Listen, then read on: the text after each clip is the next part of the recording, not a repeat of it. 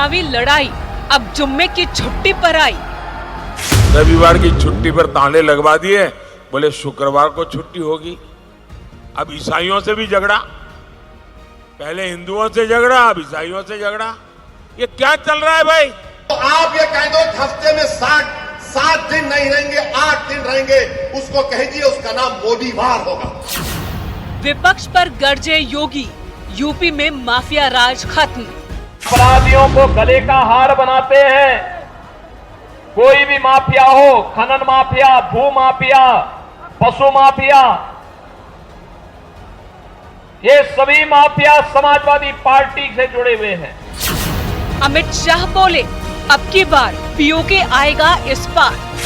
राहुल बाबा, हम भाजपा वाले हैं, एटम बम से नहीं डरते हैं।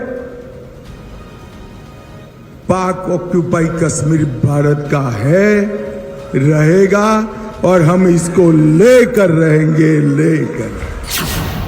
सियासत में किम जोंग की एंट्री, बीजेपी का करारा पलटवार। नॉर्थ कोरिया वाला है ना किंग जोंग, उसको भी बुला ले बिहार, और दोनों को योगी जी और उन दोनों को साथ खड़ा कर दिया जाए। एक ही टाइप है ना भाई साहब। जब दिमागी संतुलन बिगड़ जाता है तो अनाप शनाप लोग बोलने लगते हैं। राजनीतिक विरोध का स्तर जब इस अवस्था में पहुंच जाए कि वहां पर जो इंडी गठबंधन है वो 0 पर आउट होने जा रहा है, तो बौखलाहट हो जा रही है। कितना बड़ा गठबंधन बनाए, खोदा पहाड़ निकली चुकी है।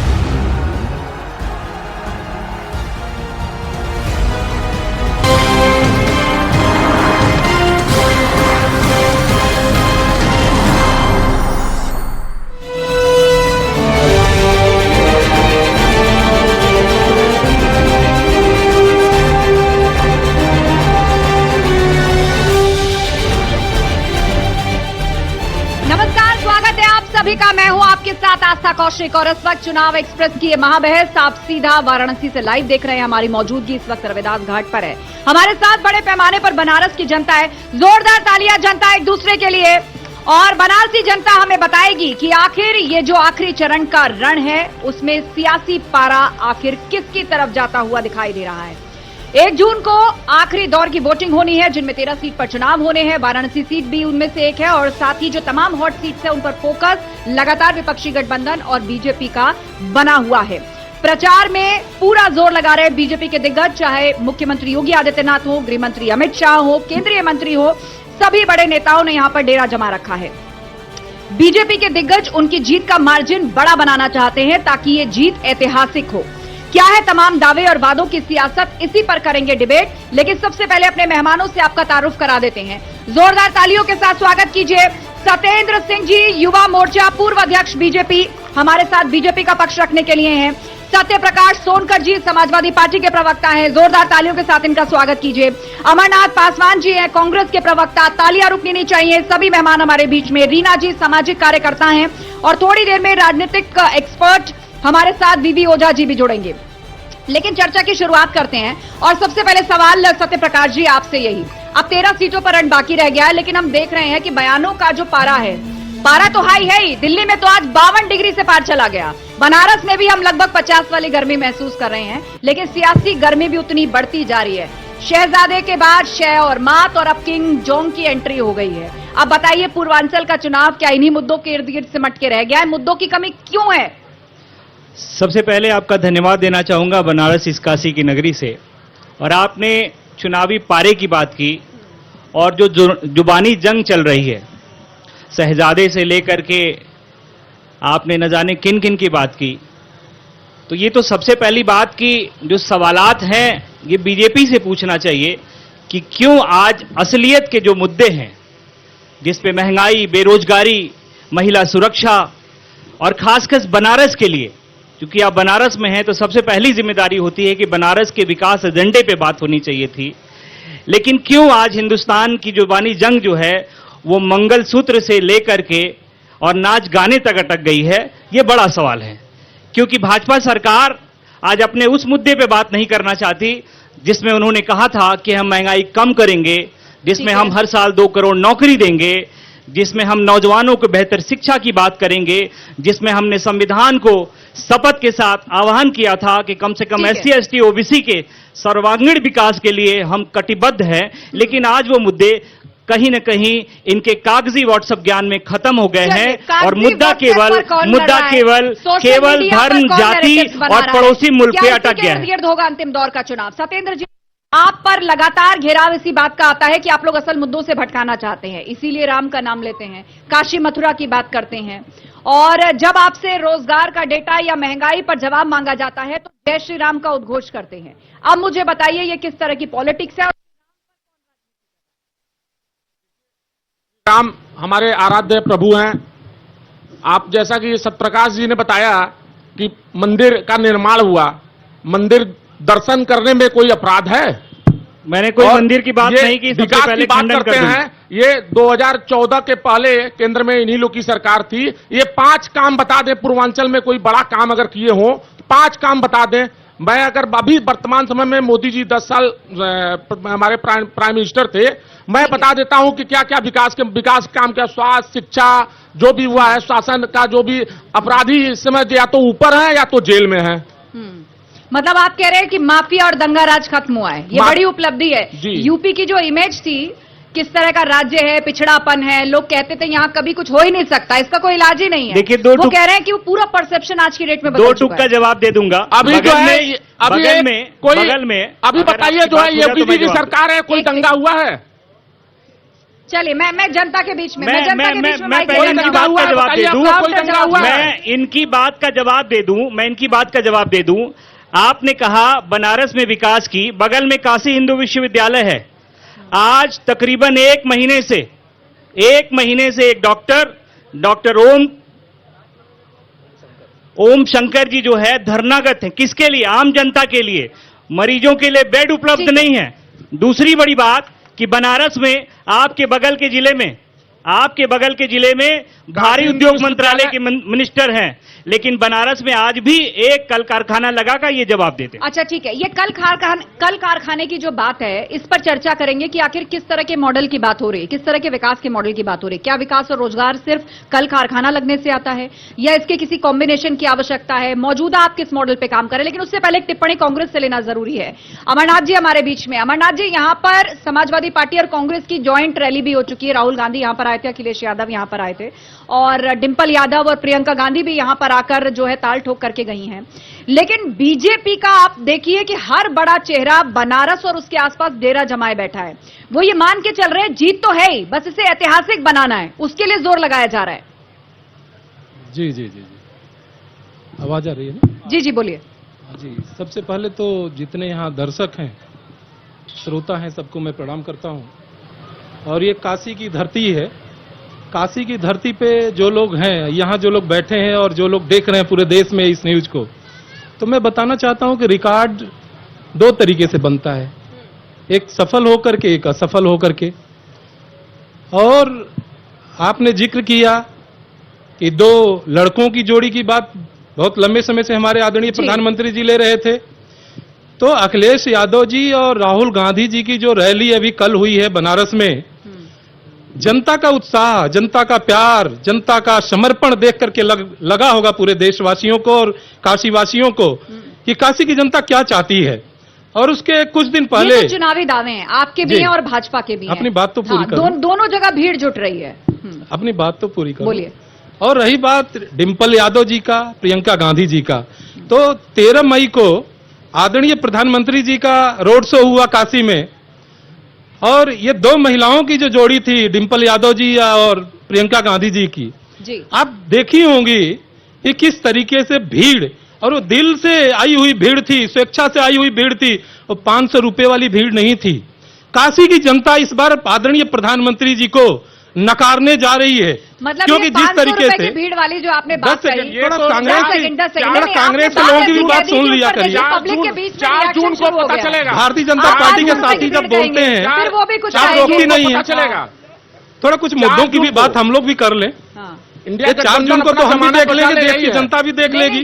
500 रुपए वाली बात आपने कही, उस पर ये इंडिया गठबंधन अपना जमानत बचा ले, बस और वही आपने है, चुनावी अपना दावा जमानत बचा ले। किया। अब वो भी मेरा विषय है कि मुद्दे से नहीं भटकना है। ये तो वो है कि आप अपने राजनीतिक मंच से कुछ भी भाषण दें, लेकिन सत्यप्रकाश जी, समाजवादी पार्टी के नेता सत्यप्रकाश जी, ये 2014 अभी पूछ रहे थे भारतीय जनता पार्टी के साथी से कि एक भी फैक्ट्रियों का नाम बता दीजिए। 2014 के पहले अमूल छोड़ दीजिए, समाजवादी पार्टी की देन है, जब समाजवादी पार्टी की सरकार थी। और फिर बनारस में आप बता दीजिए, चौका घाट से कैंट तक का जो ओवरब्रिज है बसपा सरकार की देन है। रामनगर की जो ओवरब्रिज है समाजवादी पार्टी की देन है। 30-32 वर्षों से कांग्रेस की सरकार उत्तर प्रदेश में नहीं है। जनता कुछ कहना चाह रही है, भारतीय जनता पार्टी के साथी से पूछ लीजिए कि काशी की जनता को इन्होंने क्या दिया। युवाओं को लाठियां, किसानों को लाठियां। जनता कुछ बोल रही है। आपने कुछ ओवरब्रिजेस और यहाँ पर पिछली सरकारों में कामकाज की बात करी है। बताइए, बनारस में लेकर जो दावा किया जा रहा है कि सपा सरकार ने यहाँ ओवरब्रिज बनवाया या कोई फ्लाईओवर बनवाया, उस दावे की हकीकत क्या है? नहीं मैम, गलत बोल रहे हैं। ये बलुआ घाट वाला और ये सामने घाट वाला जो था दीपा पुल, ये बना हुआ था, स्टार्टिंग थी, लेकिन मोदी के समय में ये कंप्लीट हुआ है। और चौका घाट वाला जो ओवरब्रिज था वो कैंट तक गिरती थी, उसको आगे तक बढ़ाया मोदी के समय में। और मड़ुआडीह वाला जो ओवरब्रिज था मोदी के रिज्यूम में बना, नया कौन सा पुल बन गया, इसका भी जवाब दे दीजिएगा। नया कौन सा पुल बन गया, की भी बात सुन लीजिए। नया कौन सा पुल बन गया, आपको करोड़ों दर्शक देख रहे हैं। फुलवरिया लेन नया बना है, गुजराती लोग कर फुलवरिया बताइए ना, वो नाम कोई काम मिला। अरे सुनिए, बता दीजिए, हम विकास की बात बता रहे हैं बनारस में क्या। चले कुछ और लोगों की बात। अरे वो भी तो गुजरात के लोग भी अपने भाई हैं। हाँ, क्या कहना वहां से चलनिया रोए जेके 72 छेद। सुरेंद्र पटेल जी संकट मोचन दर्शन करने आते थे, कैबिनेट मिनिस्टर थे। कसम खा के यहाँ कह दे कि मैंने नहीं कहा था, मैंने कहा था कि आप संकट मोचन ही दर्शन करने आते हैं, पूरा बनारस 10-10 फुट गड्ढा, कुछ क्यों नहीं करते हैं? बोले मुसलमान नाराज हो जाएंगे। हमको वोट ये इनकी सरकार की देन है। मैं जवाब दे दूं। और ये विकास की बात कर रहे हैं। अभी बीजेपी को आए सिर्फ 6 साल यहां हुआ है, इसके पहले तो 35 साल तक यही लोग थे ना, गुड़ चीनी मम्बर में। तब बनारस का क्या हाल था? चोर मौसेरे भाई, चोर मौसेरे भाई। और केजरीवाल कहते हैं कि कांग्रेस को वोट मत देना, कांग्रेस बहुत गंदी पार्टी है। आज कहते नहीं मेरा भाई है ये। अभी इसके पहले इन्होंने कहा कि राहुल जनता से पूछना चाहता हूं कि इंदौर में आज क्या हुआ, कहते हैं कि मेरा भाई है। सारे एकवट हो गए हैं कि एक देशभक्त आ गया है, उसको कैसे उखाड़ा जाए। लोकतंत्र की चोरी करने वाले लोग। 20 सेकंड आपके पास, फिर मैं चर्चा में लौटूंगी इसका जवाब देने के बाद। 1 सेकंड, एक प्रश्न और ले। मैम, ये झूठों और गुंडों का जोड़ी है, 2 लड़कों की जोड़ी नहीं है। ये इतनी देर से केवल झूठ बोल रहे हैं। इनको महंगाई बेरोजगारी की बात की, इनसे पूछ लो कि महंगाई और बेरोजगारी क्या थी, इन्हें पता ही नहीं होगा। ठीक है, आप बता दो, पैमाना आप बता दो ना। मैं बताता हूँ, 2014 में 4.9% थी बेरोजगारी, 2.7 ये पैमाना बताओ। प्रश्न तैयार करिए, मैं फिर आपके बीच में प्रायोजित लोगों से सवाल करने से क्या फायदा होगा? थोड़ा पीछे चले जाइए, युवाओं से पूछ लीजिए बेरोजगारी क्या होती है, अग्निवीर योजना क्या होता है कि 2014 तक या उससे पहले सिलेंडर के बारे में महिलाओं से स्टेप बाय स्टेप बता दें। सबसे पहले इनकी बात हुई है लोगों के कामकाज की। जैसे सबसे पहले इनकी बात का मैं जवाब दे दूं। आपने कहा कि बीएचयू के पास 1.5 फीट के गड्ढे हुआ करते थे। आप मेरी बात नोटिस कर लीजिए। आपने कहा कि बनारस की सड़कों पे 1.5 फीट के गड्ढे हुए करते थे, ठीक है।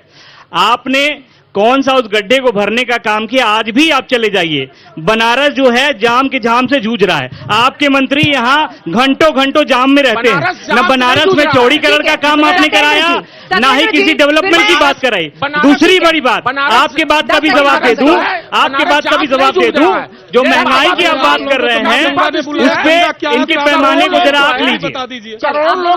मेरा एक सिंगल सवाल, मैडम, हमारे बीच में एक पैनलिस्ट और है, मैं फिर मुद्दों की बात होनी चाहिए। 20 सेकंड आपका जवाब, उसके बाद मैं रीना जी करूंगा। मुद्दों की बात होना चाहिए। अगर ये जाम की समस्या की बात कर रहे हैं, बेरोजगारी, ये जो है महंगाई, बाबा विश्वनाथ की नगरी है, यहाँ पे लाखों लोग आते हैं डेली दर्शन करने के लिए। लेकिन व्यवस्था करना तो क्यों नहीं व्यवस्था? सरकार व्यवस्था करेगी कि कौन करेगा? यही बात तो सवाल है। आप व्यवस्था की बात कर रहे हैं, सरकार की जिम्मेदारी है, इसको कौन पूरा करेगा? ये बात इनसे आप पूछिए। ट्रैफिक का व्यवस्था है, ट्रैफिक संभालता है पुलिस विभाग। सरकार किसकी है? विकास की सरकार किसकी है? ट्रैफिक चाहे किसकी है? ये तो प्रत्यक्ष जवाब अप्रत्यक्ष आपको रूप से देना जो है, पड़ेगा। रोजगार इतना बढ़ा हुआ है। मतलब आप कह रहे हैं टूरिस्ट के आने से यहाँ पर टूरिज्म बूस्ट एक हुआ है, छोटा सा सवाल। जिससे रोजगार बढ़ा है और यहाँ की लोकल चीजों का मार्केट मेरा भी एक उठा है। छोटा सा सवाल आप एक पूछ सेकंड, लीजिए। अभी देखिए रीना जी हमारे बीच में ही अभी मेरा नहीं एक बोली छोटा है। सा सवाल बीजेपी सामाजिक प्रवक्ता से था। कार्यकर्ता है हमारे बीच में रीना जी, ये बताइए कि बनारस में टूरिज्म के आने से क्या लोगों के रोजगार की व्यवस्था हुई है? यहाँ की कुछ लोकल चीजें हैं जो देश दुनिया तक पहले भी उनका नाम था, लेकिन अब उनमें एकदम से बूम आया है। क्या ऐसी परिस्थिति है? बुनकरों की बात हो और यहाँ बनारसी सिल्क साड़ियों की बात हो, तो ये सारी चीजें इनके लिए क्या कोई व्यापक पैमाने पर अपॉर्चुनिटी खुली है? कोई परिवर्तन आप देख रही हैं 10 साल पहले और अब में? इसके बारे में बताइए। सबसे पहले तो मैं अपने काशी वासियों का हार्दिक अभिनंदन करती हूँ। नहीं बैठिए, आपस में एक दूसरे से वाद विवाद में नहीं फंसेंगे आप लोग। आस्था जी, मैं मोदी सरकार आए हमारे बनारस में। नहीं तोड़ेगा, बैठिए आप। नहीं आपस में बात नहीं करेंगे, अनुशासन कोई नहीं तोड़ेगा। बिल्कुल शांत होइए आप लोग, सबके पास माइक पहुंचेगा, सबके पास माइक पहुंचेगा, शांत रहिए। रीना जी आपका आस्था जवाब। जी, मेरे सबसे पहले तो मैं ये बताती हूँ महिला की बात। महिला इतनी सुरक्षित है मोदी सरकार में कि हम लोग रात को भी निकल के घूमते फिरते हैं। आज से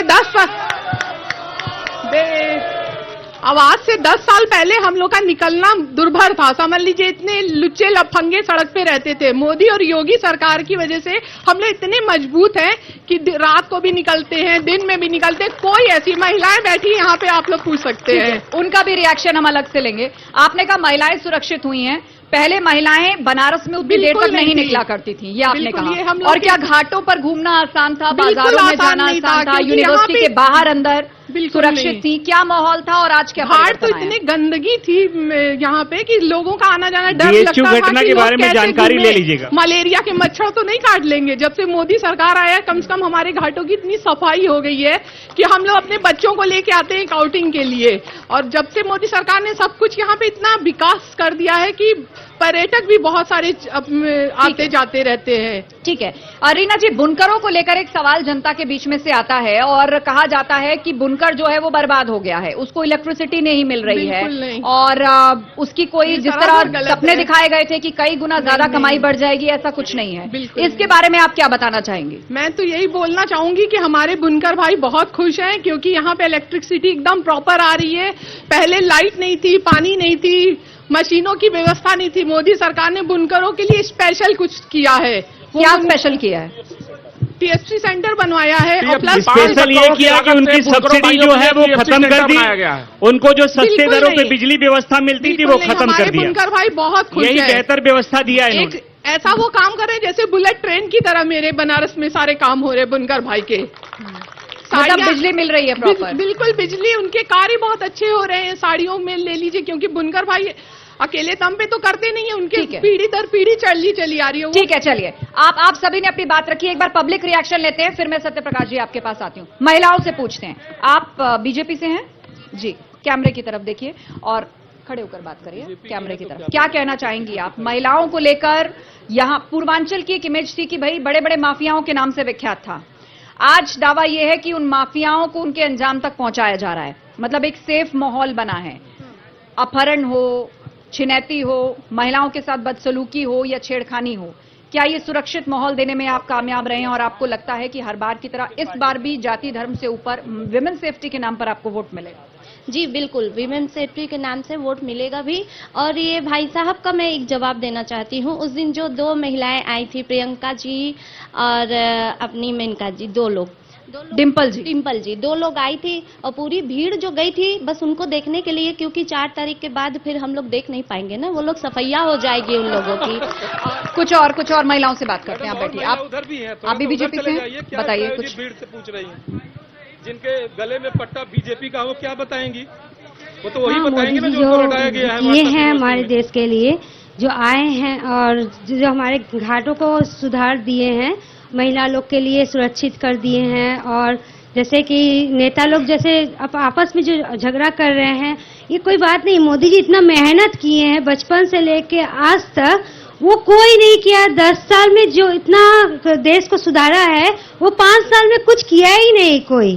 ठीक है, तो वो चीज को आगे देखिए। आप उनसे छोटे हैं, आप उसको देख के बढ़िए आगे, वो क्या कर रहे हैं क्या नहीं कर रहे हैं मोदी। मतलब आप ये कहती हैं कि प्रेरणा लेनी चाहिए?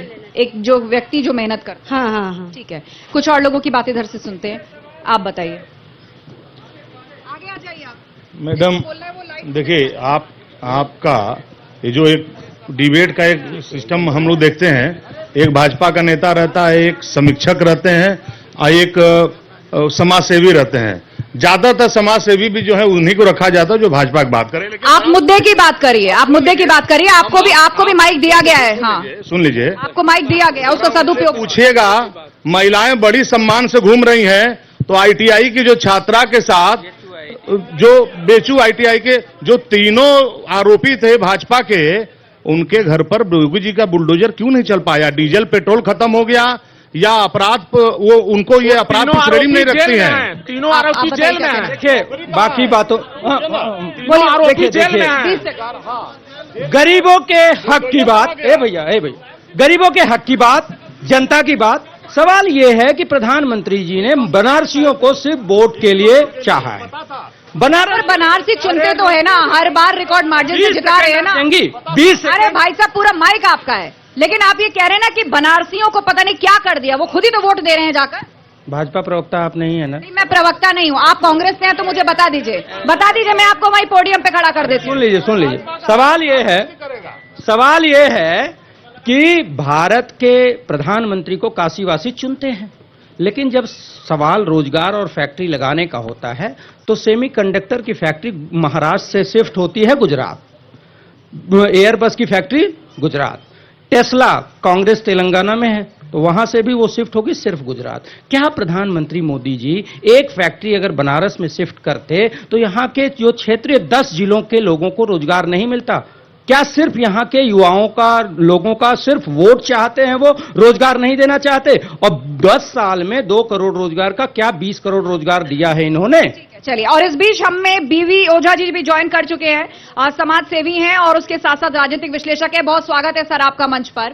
चर्चा आप सुन ही रहे हैं और यहां पर लोग कह रहे हैं कि इंडस्ट्रियलाइजेशन अगर यहां पर हो तो शायद रोजगार की ज्यादा बेहतर व्यवस्था होगी। बनारस को कौन सा मॉडल सूट करेगा यहां पर अगर लोगों के रोजगार के बंदोबस्त करने की बात हो, शहर के डेवलपमेंट की बात हो और पढ़ाई की बात हो?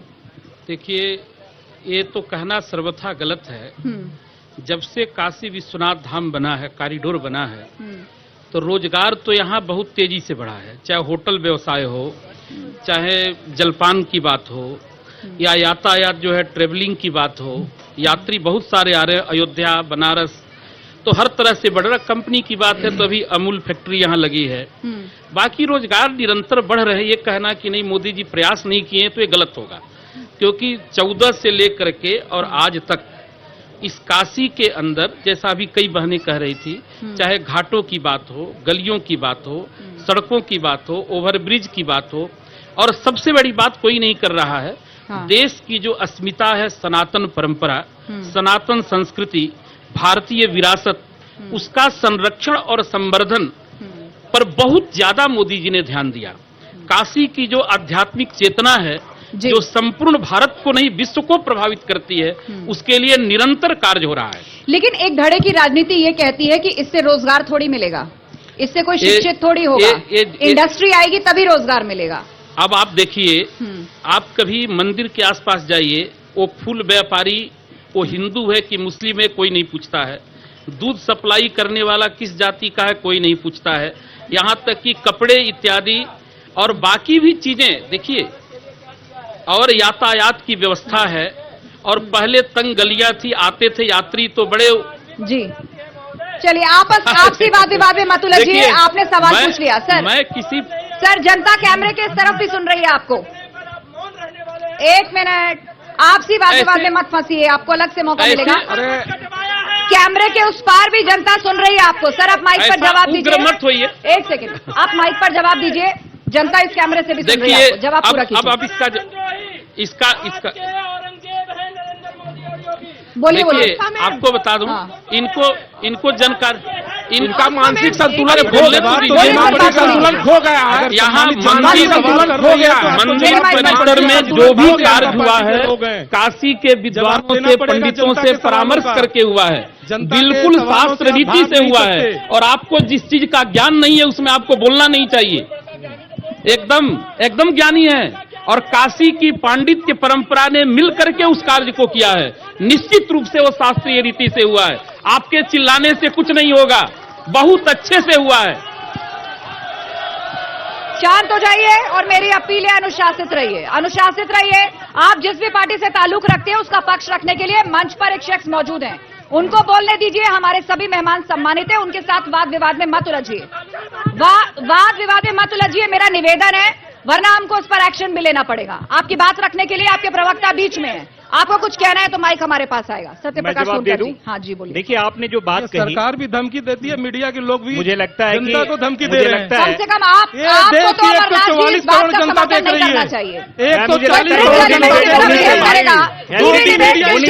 कोई फ्रिज एलिमेंट की तरह बिहेव करेगा, आपको उन्हें अनुशासित रहने के लिए बोलना चाहिए, आपको उनको अनुशासित रहने के लिए बोलना चाहिए। आप उकसा रहे हो, आप बढ़ावा दे रहे हो, उनको बात रखने के लिए माइक दिया गया था एंकर महोदय, लेकिन वो किसी मेहमान के साथ वाद विवाद करे इसकी परमिशन नहीं दी जा सकती। एंकर महोदय, देखिए, हेल्दी डिबेट होनी चाहिए, लेकिन जब आप एक तरफ से ही आप टीका टिप्पणी नहीं के, जब उन्होंने कहा कि ये दो लड़कों की नहीं गुंडों की जोड़ी है, तो आपको वहां भी बोलना चाहिए। माइक उनके सामने दूसरी बड़ी बात, नहीं, मैं दूसरी बड़ी बात, आपके लोगों के भी दूसरी बड़ी बात, जो उन्होंने कहना था उनने कहा। आपने शास्त्रार्थ की बात की, क्या आप ये नहीं चाहते कि आपके घर का बच्चा पढ़ाई लिखाई शिक्षा के साथ साथ नौकरी करे? आप ये कह रहे हैं, आप तो धर्म के ज्ञानी हैं, आप ये कह रहे हैं कि फूल माला बेचे, दूध बेचने की बात कर रहे हैं। मैं धर्म पे टीका टिप्पणी नहीं करता, ना मंदिर की बात करता हूं, लेकिन ये बनारस का सवाल है। अगर उत्तर प्रदेश में 30 लाख करोड़ का एमओयू साइन होता है तो बनारस में एक भी इंडस्ट्री क्यों नहीं आती है? इसका जवाब देना पड़ेगा और बीजेपी को देना पड़ेगा। सत्येंद्र जी हमारे बीच में, सत्येंद्र जी बताइए, विकास के किस मॉडल की बात यहाँ पर हो रही है? आपका मॉडल क्या है? 10 साल में 20 करोड़ रोजगार में कितना इन्होंने कहा? जनता को बताते हैं। विकास की 20 लाख करोड़ के एमओयू में बनारस में कौन सी इंडस्ट्री लगी, ये पूछ लीजिएगा। भाई हम टीका टिप्पणी नहीं कर रहे हैं, जवाब इंसान रहिए। आपने ये विकास की बात कर रहे हैं, रोजगार दिए नौजवानों को। बनारस से जो है इलाहाबाद चले जाइए, बनारस से सोनभद्र चले जाइए, बनारस से बिहार चले जाइए, बनारस से लखनऊ चले जाइए, आप देखिए रोडों का रोड। आप पहले 2014 में क्या था? पहले तो कुछ इंडस्ट्री की बात की, रोडों की मैंने बात नहीं की, यूनिवर्सिटी ट्रामा सेंटर सब अभी बन गया है, इन्होंने बनवा दिया। अरे झूठ की भी कोई सीमा होती है, फेंकने की भी सीमा होती है। मोदी सरकार आई है महिलाओं की सुरक्षा को लेके, प्लस मातृशक्ति उनको ऐसे ही नहीं प्रधानमंत्री बना रही है, उनके कार्यों को देखते हुए बना रही है। क्योंकि हम लोगों की सोच इतनी अच्छी होती है ना कि हम लोग आंखों से पहचानते हैं लोगों को। ये गलत बात है कि प्रधानमंत्री के नाम से वोट मिल रहा है, उनके कार्यों को हम लोग वोट दे रहे हैं और उनके कार्य इतने विकास हुए हैं। अभी कांग्रेस को भी दीजिए। इतने कार्य विकास हुए हैं कि हम लोग सारी मातृशक्ति मिलके मोदी जी के लिए हर हर बोलते हैं कि हर हर मोदी घर घर मोदी। ठीक है अमरनाथ, धन्यवाद। देखिए, मैडम ने अभी अपनी बात रखी कि हर हर मोदी और घर घर मोदी, ये कितना बड़ा बाबा भोलेनाथ का अपमान है। जनता माफ नहीं करेगी। ये सिर्फ हर हर महादेव कहा जाता था देश के अंदर, वो तो घर मोदी के लिए नहीं। मोदी भगवान नहीं है, लेकिन अभी 4 दिन पहले जिस तरीके से मोदी जी ने कहा कि हम बायोलॉजिकल नहीं है, मोदी जी अपने माँ बाप से पैदा नहीं है जैसा उन्होंने कहा, वो एक डिवाइन पावर उनके अंदर आ गई है, एक दैवी शक्ति वाले व्यक्ति हो गए, ईश्वर हो गए हैं। जिस तरीके से तमाम लोगों ने उनको ईश्वर बनाने में लगे हुए। मैडम ने कहा कि महिलाओं को घर से निकलने में कोई असुविधा नहीं। अरे 10 साल पहले क्या महिलाएं, हमारी माँ बहनें घर से नहीं निकलती थी क्या?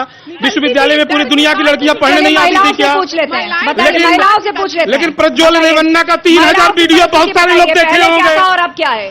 महिलाओं अरे ब्रिजभूषण सिंह को भी देखे होंगे, सेंगर को भी देखे होंगे। उन महिलाओं की बात कौन करेगा? उन महिलाओं को बात करेगा? बिल्कुल रोजगार पे भग जाएंगे, कठुआ कांड पे, उन्नाव कांड पे, मणिपुर कांड पे, ब्रिजभूषण शरण सिंह के कांड पर, अकेले घर से बाहर नहीं, जैसे होली पे हम लोग घर से बाहर कदम रखने में डरते थे कि नहीं, रास्ते में अगर निकलेंगे तो गाली गलौच ये सब होता था। लेकिन और अब इधर भी हम लोग देख रहे हैं कि होली पे हम लोग घर से बाहर निकल रहे हैं, मजाल है, कोई भी आदमी या कोई भी बच्चे गाली गलौज कुछ नहीं, लेडीज जेंट्स एक साथ हम लोग होली मनाए हैं। कोई में डर नहीं, अंदर एक खौफ रहता था, लेकिन इस बार हम लोगों को कोई खौफ नहीं है, कोई डर नहीं लोगों से है। पूछ लीजिए कि होली कभी मनाते थे कि 10 वर्षों में होली दीपावली मनने लगी है। वो कह रही है कि होली पर काशी की महिलाओं को जनता घर का से बाहर कितना निकलना अपमान ऊपर था, करेंगे। क्योंकि लोग फप्तियां मोदी करते थे। मीडिया और मोदी की टीम फप्तियां कितने करते दिनों थे, तक छेड़खानी काशी करते की थे। जनता का लेकिन आज जबरदस्ती चिल्ला फ्री रहा होकर ये है। काशी महिलाएं की भी टोली जनता बनाकर होली खेलना जिंदाबाद, चाहती हैं। काशी बात की को जिंदा सिर्फ जिंदाबाद, काशी की जनता काशी की जनता आपको दिखा देगी। इतने काशी की जनता आपकी बात बात लेंगे। क्या कहना चाहेंगे? 4 जून को समझ आ आवास जाएगा। शौचालय और किसान सम्मान निधि के माध्यम से 4 तारीख पिछले को 10 साल कांग्रेस में साहब भारतीय जनता पार्टी की तरफ से 5 लाख रुपए बांटे गए हैं, क्योंकि अभी जीडीपी डबल हो गया। कांग्रेस पार्टी 10 लाख रुपए बांटना चाहती है, 1 लाख रुपए प्रतिवर्ष। तो इसी सोशलिज्म के मॉडल का अब आप लोग आलोचना कर रहे हैं, जिसको उतने समय चला रहे थे। ऐसा क्या प्रॉब्लम आ चुका है इकोनॉमी में अब भारतीय जनता पार्टी? 16 लाख रुपया अडानी अंबानी को माफ कर दिया, दे दूं, वही पैसा गरीबों में बटेगा। मैं जवाब दे दूं। जवाब हर महीने को 1 लाख रुपया खाते में 1 साल मिलेगा। अमरनाथ जी, एक सेकंड। अरे आपके सहयोगी दल हैं, ये तो बोलने दीजिए। मैं कह रहा हूं, आपने बात कही किसानों के सम्मान निधि की।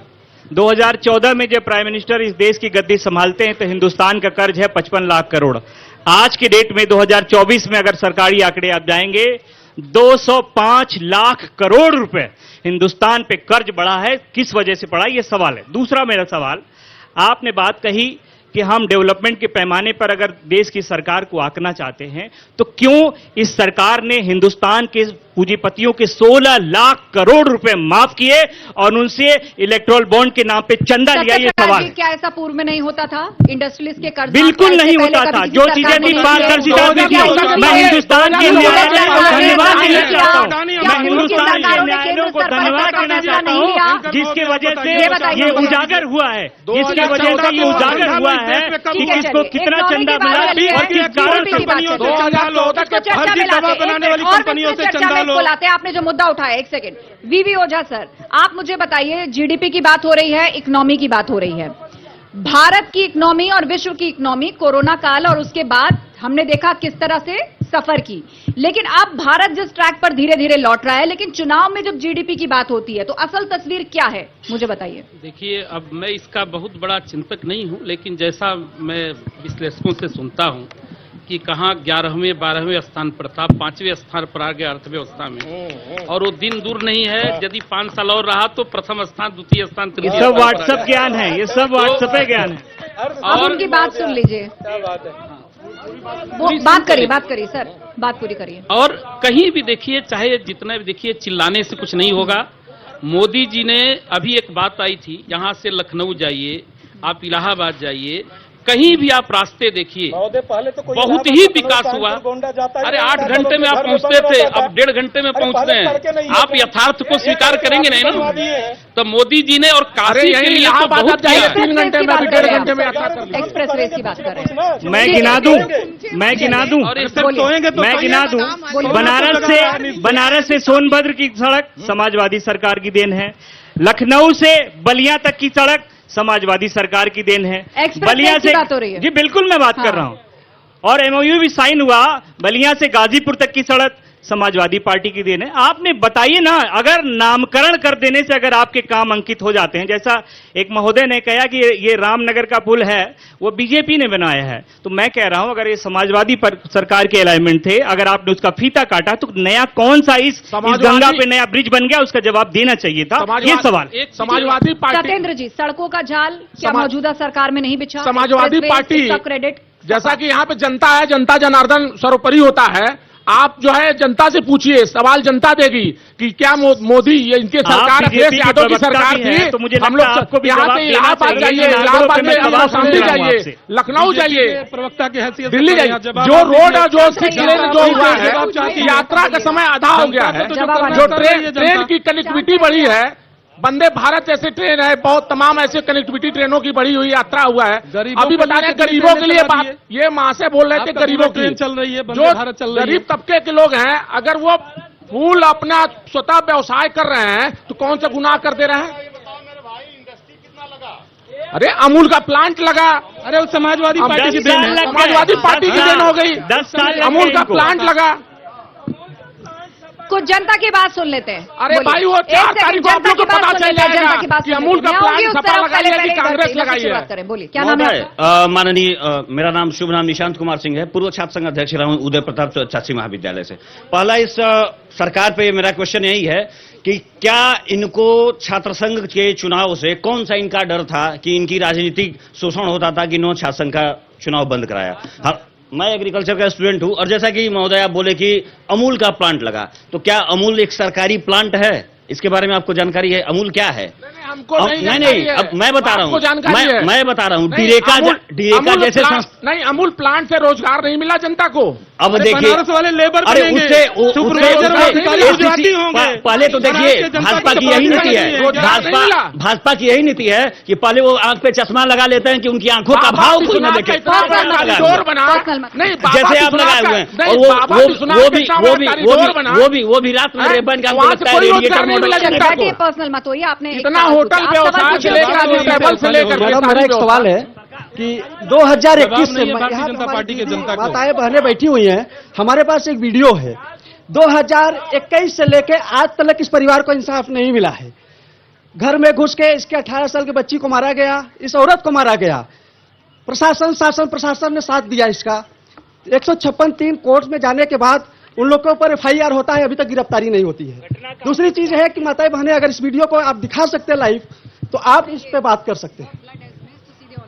नहीं, मेरा विषय यह है कि जिस तरीके से अगर ये सरकार दावा करती है कि हर एक व्यक्ति, हर एक नागरिक को सुरक्षाएं दी जा रही है, तो इस परिवार को भी सुरक्षाएं और न्याय मिलना चाहिए। इसके घर पे भी बुलडोजर चलना चाहिए। ठीक है, इधर का रुख करते हैं। आप में से कौन बात रखना चाहता है? इधर आइए। आप नहीं, आप बोल चुके हैं, मैं दोबारा आऊंगी। इधर आइए। क्या नाम है आपका? मेरा नाम कुलदीप तिवारी है, मैं BHU से हूँ। जैसा कि भाई साहब ने और भाजपा के कुछ जो भी ऊपर मंच पे हैं, मैं प्रवक्ता तो नहीं बोलूंगा, लेकिन मैं पूछना चाहता हूं कि इस देश में मोदी जी बनारस से सांसद 2014 से बन रहे हैं, और फिर काशी की जनता भाजपा के लोग कह रहे हैं कि फिर बनेंगे। तो सवाल ये है कि आप कैसे बना पा रहे हैं? आप क्या शिक्षा की बात कभी बनारस में करते हैं? इसी BHU संस्थान में IIT की छात्रा के साथ 3 भाजपा के दरिंदे, जो कि यहाँ के सोशल मीडिया के मंडल अध्यक्ष थे, और वहां पे जाकर के मध्य प्रदेश में जाकर के लोग प्रचार कर रहे थे, उस पर भारतीय जनता पार्टी के लोग यहाँ कहते हैं महिला सुरक्षा की बात। मैं कह रहा हूं, आज अमित शाह जी को यहाँ पे लाइए और रात्रि में गहना पहना करके उनको छोड़ दीजिए। उनकी हालत, महिलाओं से भी अत्याचार यहाँ के लोग करेंगे। ये बैठिए। बतौर नेता भविष्य बहुत उज्जवल है आपका। आइए, बोलिए। खुशी मैम, मैंने जैसे ही गुंडा पार्टी का किया तो वो मेरे को वहां से धमकी दे रहे थे। पहली बात, अब मैं इनको रोजगार के आंकड़े देता हूँ। 5 करोड़ 14 लाख रोजगार प्रतिवर्ष भारत में जनरेटेड हुए, ये स्कॉच रिपोर्ट बोलती है। एक बार जाके गूगल करके देख लें। ठीक है, उद्यम रजिस्ट्रेशन का पोर्टल देख लेंगे तो कितने रोजगार क्रिएट हुए वो आपको दिखेगा। और ये सबके तो कांग्रेस के लोग जाके चिल्ला रहे हैं यहाँ पे, ये कांग्रेस के प्रवक्ता है और ये जवाब नहीं दिया जा रहा था, तो ये आके यहाँ पे आके चिल्ला रहे हैं। आपस में कोई नहीं लड़ेगा, आपस में कोई नहीं लड़ेगा। पीछे कोई कुछ कहना चाहते हैं, अपनी बात रखना चाहते हैं, आप बोल चुके हैं। और कोई इधर, फिर मैं चर्चा में लौटूंगी। इधर आइए, आप आइए, इधर आइए आप इधर। जी बताइए। हम भैया ये विरोधियों से ये पूछना चाह रहे हैं, जो लोग ये कह रहे हैं कि हथकरघा विभाग, रेशम विभाग, साड़ी विभाग, बिल्कुल। एक मिनट बोलने दीजिए भाई, बाबा को बोलने दीजिए। बैठे। एक सेकंड, जनता आपको यहाँ भी सुन रही है। यहाँ कौन क्या कर रहा है उसको छोड़ दीजिए, यहाँ भी करोड़ों लोग आपको देख। ये लोग जो बोल रहे हैं कि रेशम हथकरघा विभाग की बात कर रहे हैं कि बुनकरों की रोजी रोटी मारी गई। हम खुद हथकरघा विभाग में इटावा में पोस्टर थे, 22 साल नौकरी की है। हथकरघा विभाग को ये पुरानी गवर्नमेंट, सपा की गवर्नमेंट, बसपा की गवर्नमेंट, कांग्रेस की गवर्नमेंट हथकरघा विभाग को बंद कर दी। अब बंद करने के बाद लोगों को छटनी कर दी। छटनी की वजह से रोजगार। अब क्या समस्या है? अब समस्या, अब रोजी रोटी, सुनिए, नहीं इंजीनियर साथ रही है, रोजी रोटी की बात कर रहे हैं। कलेक्टर कुछ हो गए होंगे अरे हो, आप बोलिए मत, उनको बात रखने दीजिए। आपने भी अनइंटरप्टेड अपनी बात रखी है। नहीं, इस तरह कोई आपस में किसी को बुली नहीं करेगा। आपसी विवाद में कोई नहीं फंसेगा, सबके आगे माइक जा रहा है। बात पूरी कीजिए। सवाल किससे है? 10 सेकंड। उसके बाद रोजगार की बात आने के बाद हमें मुद्रा लोन के तहत हमें 8 लाख रुपया मुद्रा लोन मोदी सरकार दिए, योगी सरकार दिए, जिससे आज हम हमारी रोजी रोटी चल रही है। ये लोग रोजी रोटी की बात कर रहे हैं, कुछ रोजी मुद्रा लोन दे करके लोगों को, कितने लोगों को रोजी रोटी दिया कि हम खुद हम 15 लोगों को। चलिए बैठिए, आप बैठिए। ठीक है, सत्य प्रकाश भाजपा के साथी से पूछ लीजिए कितनी सीटें ला रहे हैं। इटावा में पोस्टेड थे और बनारस आ गए। आपने बुनकरों की बात कही, 400 पार, हथकरघा शिल्पकारों की बात करी। आप लोग अपना जमानत इसी उत्तर प्रदेश में योगी जी की सरकार में बुनकरों की और हथकरघा कामगारों की जो सब्सिडी है वो समाप्त कर दी गई। आप डिस्टर्ब करेंगे तो उन्हीं की बात बनारस से खासकर 1.5 लाख बुनकर, बनारस से 1.5 लाख बुनकर जो है वो शिफ्ट कर गए, क्योंकि उनके पास सरकार की कोई मदद नहीं पहुंच रही है। अब ये न जाने किस आंकड़े की बात कर रहे हैं। अगर इनको 8 लाख रुपए का, वो खुद जिंदगी यही काम करते रहे हैं। वही मैं कह रहा हूँ, अगर ये बुनकर हैं तो इनको बहुत अच्छी तरह पता होगा कि इसी सरकार में उनकी सब्सिडी और उनको मिलने वाली सुविधाएं समाप्त कर दी गई। ठीक है अमरनाथ जी। अभी एक साथी बोल रहे थे कि हम इटावा में पोस्टेड थे, यानी गवर्नमेंट जॉब में रहे होंगे तो कांग्रेस ही उनको नौकरी दी होगी। लेकिन मैं सत्येंद्र जी के बात पे आना चाहूंगा। अभी जनता से सवाल है कितना आप सीट ला रहे हैं, तो 400 पार, तो 400 पार साथियों सुन लीजिए, 144-40 करोड़ जनता देख रही है। बहुत सम्मानित। अरे भाई सुन लीजिए सत्येंद्र भाई, छोड़िए इनको मना करिए। आप जो है बनारस को देखिए, आप बनारस अपनी जमानत चाहिए। 400 पार पहले सुन लीजिए, पिछले बार भी लड़े, बात पूरी होने दीजिए, इनको रोकिए। बोलिए। देखिए 400 सम्मानित जनता भारतीय जनता पार्टी को इसलिए चाहिए कि अनंत हेगड़े जो बीजेपी के सांसद कर्नाटका के, अयोध्या के सांसद अजय कुमार सिंह लल्लू, यही मेरठ के जो सांसद प्रत्याशी थे अरुण गोविल, ज्योति मिर्धा जो नागौर की सांसद प्रत्याशी थी, ये सब लोगों ने कहा कि आरक्षण को खत्म करना है, जो गरीबों का आरक्षण है, संविधान को खत्म करना है, लोकतंत्र का गला दबाना है, इसलिए 400 पार चाहिए साथियों। सत्येंद्र जी आपका ये देश नहीं बचेगा अगर 400 पार 272 में गठबंधन, 272 में बहुमत होता है, इंडिया का 272 में बनती है। 400 पार क्यों चाहिए? देश को बर्बाद करने के लिए, गरीबों को खत्म करने के लिए, महिलाओं का अस्पताल लूटने के लिए। जवाब सुन लीजिए, बोलिए। बनारस से कर्नाटक चले गए, ये बनारस की जनता है, ये काशी की धरती है, ये अपनी जमानत बचाए, इंडिया गठबंधन अपनी जमानत बचाए। ये इसलिए 4 जून को 400 पार, 4 जून को 400 पार, कोई मुद्दा तो है नहीं इनके पास, न कोई मुद्दा तो है नहीं, केवल जबरदस्ती चिल्लाना है। ठीक है, मैं जवाब दे दूं। मैं एक सेकेंड, मेरे पास लास्ट 1.5 मिनट का वक्त बचा है। मैं चाहूंगी वीवी राव सर, आप मुझे ये बताइए कि 10 साल में बनारस में क्या बदला है, और जिस फ्यूचर विजन की बात होती है तो क्या वाकई जनता के बीच में ये भाव है कि मौजूदा सरकार ही इसको उस रास्ते पर लेकर जाएगी, या विपक्षी विकल्प? बात तो ये भी उठी कि कमजोर उम्मीदवार को उतार दिया गया है, लेकिन वो कह रहे हैं कि कार्यकर्ता ही काफी है हमारा। देखिए काशी में कई जगह लिखा है विरासत भी विकास भी, तो निश्चित रूप में कोई संदेह नहीं है 14 से लेकर के अब तक विरासत की भी रक्षा हो रही है और विकास भी हो रहा है। सब फर्जी बातें हैं। तो सब आप यही तो फर्जी बातें हैं। सर आप बात रखिए। कौन विरासत पे टैक्स ले रहा है? अमरनाथ जी उनको बोलने दीजिए। अमरनाथ जी आप भी अपने वक्त में कोई पैनलिस्ट बोलता है तो उसको शांत करने के लिए कहते हैं, उनको बात पूरी करने दीजिए। नहीं, बात पूरी करने दीजिए। मैडम मुझे अपील करनी पड़ेगी कि मैं जिसका नाम लूंगी आवाज उसकी जाएगी। देश को बर्बाद मैं जिसका नाम लूंगी आवाज उसकी जाएगी। वीवी ओझा जी की आवाज जाएगी, कोई डिस्टर्बेंस नहीं आएगा। लास्ट 30 सेकंड का वक्त है, बोलिए सर, बोलिए आपकी आवाज जाएगी। आस्था के साथ खिलवाड़, सनातन धर्मियों के साथ खिलवाड़ हो रहा है। वो चाहे अयोध्या देखिए, बनारस देखिए, विंध्याचल देखिए, रोड व्यवस्था देखिए, फैक्ट्री देखिए, चाहे लोगों को लोन की प्रक्रिया, अकाउंट खोलने की बात हो, यहाँ तक गांव में गैस की व्यवस्था हो, घर निर्माण की बात हो, हर जगह विकास हुआ, इसमें कोई संदेह नहीं। बाकी तो अपना वाद विवाद चलता रहेगा। तो निश्चित रूप से विकास भी है और विरासत का संरक्षण भी है। चलिए आप सभी मेहमानों का शुक्रिया चर्चा में शामिल होने के लिए, और शुक्रिया बनारस की जनता का भी। 1 जून को यहाँ पर वोटिंग होनी है और उसके बाद जनता फैसला कर देगी कि उसने किसको अपने सराखों पर बिठाया है, किसके दावों पर उसको यकीन है।